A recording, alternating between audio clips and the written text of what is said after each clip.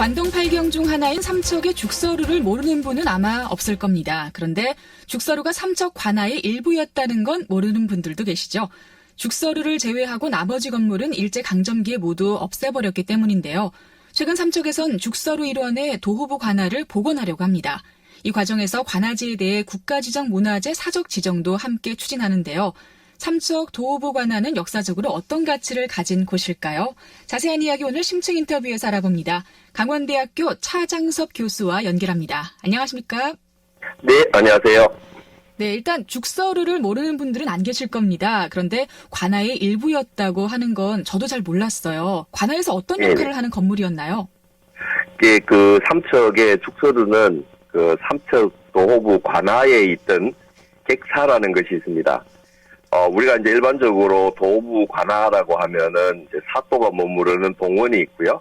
사또가 생활하는 내야가 있고, 그리고 외부로부터 손님이 많이 오기 때문에 이제 손님 접대를 위한 객사라고 하는 것이 있는데, 이 삼척의 죽서루 같은 경우에는 이 객사에 딸려 있는 부속 건물이죠. 네. 왜냐하면 객사에 온 손님들이 그냥 머물고 가는 것이 아니라 연회를 베푼다든가 거기서 이렇게 즐길 거 아니에요. 예, 그 즐길 수 있는 어떤 그런 여름 공간이 바로 그 죽서루였다 이렇게 볼 수가 있습니다. 네, 외부에서 오는 손님들을 위해서 가장 아름다운 곳을 내어줬네요. 네, 그렇죠. 네. 네네. 죽서루가 근데 바닥에 주춧돌을 깎지 않고 자연석 위에 그대로 지은 건물로 알고 있거든요. 그러면 바닥이 울퉁불퉁해서 좀 건물이 불안정할 것 같은데 그런 부분은 어떤지 가치도 좀. 네. 오히려 자연석 위에 기둥을 세웠기 때문에 네. 이제 더 강하고 단단한데요. 그 삼척의 죽서루 같은 경우에는 그 울퉁불퉁한 자연석 안반 위에 건물을 올리기 위해서 삼척 죽서루의 기둥이 22개인데 그 22개의 기둥 길이를 다 다르게 했어요. 네. 다르게 하면서 이렇게 건물을 짓고 있는데 이제 그 울퉁불퉁한 그 자연석과 그다음에 기둥을 이렇게 이빨을 물려요. 이빨을 물리는 걸 그걸 건축에서는 그랭이질이라고 하는데 그 그랭이질에서 이빨을 물려두면은 외부로부터 일단 충격으로부터 훨씬 더 강하게 됩니다. 그렇기 때문에 우리가 이제 다듬어서 만들어진 평평한 주춧돌 위에 기둥을 세우는 것보다도 훨씬 강하다는 것들을 우리 조상들은 알았던 것이죠. 네. 그래서 이제 대체적으로 우리나라 사람들은 그 자연과의 조화를 중요시해서 자연을 훼손하는 것이 아니라 건축물도 자연의 일부라고 생각해서 기존에 있는 자연과 조화를 이루는 그런 방법을 사용했기 때문에 훨씬 더 강하고 아름다운 건물을 지을 수 있었다 이렇게 볼 수 있습니다. 네, 강한데도 좀 까다로운 건축 공법이 들어간 걸로 그렇죠. 들려요. 네. 예. 근데 까다롭지만 네. 그것이 이제 그 중요한 거죠. 네. 예, 건축물을 오히려 강하게 하는. 그렇군요.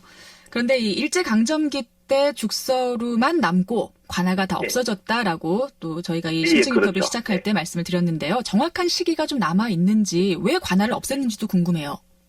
예, 그 삼척에 있는 그 죽서루 주변의 관아 유적 같은 경우에는 일제가 이제 훼손을 하게 되는데 일본 같은 경우에는 식민 통치를 하기 위해서 서울에 이제 경복궁을 헐어내고 자기네들이 식민 통치에 필요한 조선 총독부 건물을 짓죠. 그리고 이제 지방에 있는 관아와 성곽을 없애요. 예, 성곽을 없애는 것은 이제 신장로를 낸다는 핑계로 없앰으로 해서 거기가 혹시 독립운동의 어떤 본거지가 되는 걸 막기 위함이고요.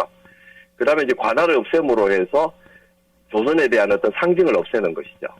네. 그리고 그 자리에다가 자기네들이 식민 통치하는데 필요한 군청이나 경찰서나 우체국이나 이런 거를 지어요. 예, 그래서 이 삼척의 죽서루가 있는 그 관아 같은 경우에는 최근에 발굴에 의해서 보면은 이미 신라 때부터 건물들이 나와요. 신라시대 때 건물터가 나오거든요. 네. 그러면 신라시대 때부터 이미 있었던 것이 죽서루가 아닐까 이렇게 추정해 볼 수 있어요. 그렇군요. 시판 같은 경우나 이런 것들은 고려시대 때 이제 이승유를 비롯한 고려시대 때 시판이 있으니까 뭐 고려 때는 당연히 있었고 조선시대 같은 경우에는 이제 그 관동 8경 중에 하나로 우리나라 최고의 누정으로 평가받고 있었기 때문에 그게 있었는데 이네들을 이제 그 훼손하면서 일본에서 이제 그 파괴를 하면서 죽서루는 이제 역사가 깊은 건물이니까 그거는 차마 풀어내지는 못했어요. 네. 그래서 관아 건축 중에서 유일하게 남아있는 건물이 죽서루다 이렇게 볼 수 있죠. 그렇군요.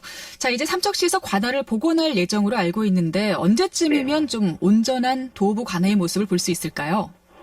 이게 대략 지금 10여 년 이상 동안을 계속 발굴을 했거든요.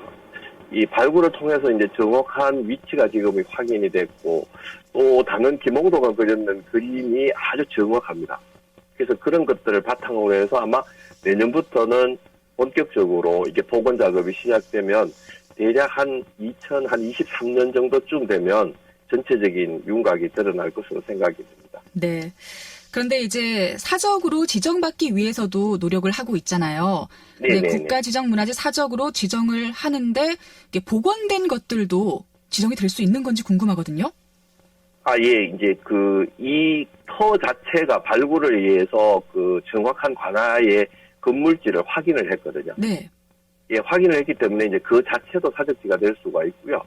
그게 이제 복원을 하더라도 정확하게 고정에 의해서 정확한 위치에 정확한 모습으로 되면 그게 사적이 돼요. 이제 그런 예는 서울 수원에 있는 화성을 들 수가 있어요. 수원성요. 네네. 수원성 같은 경우에도 이제 일제에 의해서 완전히 파괴가 되거든요. 파괴가 되었던 것들을 그 도면이 남아 있어서 그 도면에 입각해서 해방 이후에 복원을 해가지고 지금은 세계 문화유산으로 지정이 돼 있죠.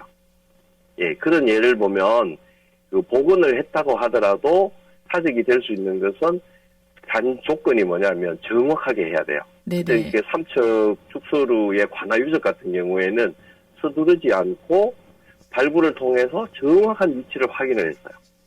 예, 정확한 위치를 확인하고 천천히 하는 것이 빨리 하는 것보다는 좋은 것들이 이제 정확하게 하는 게 중요한 것이거든요. 네. 그래서 삼척은 굉장히 정확하게 바르게 복원하는 거기 때문에 충분히 사적지로 지정될 수 있다고 볼 수 있습니다. 알겠습니다.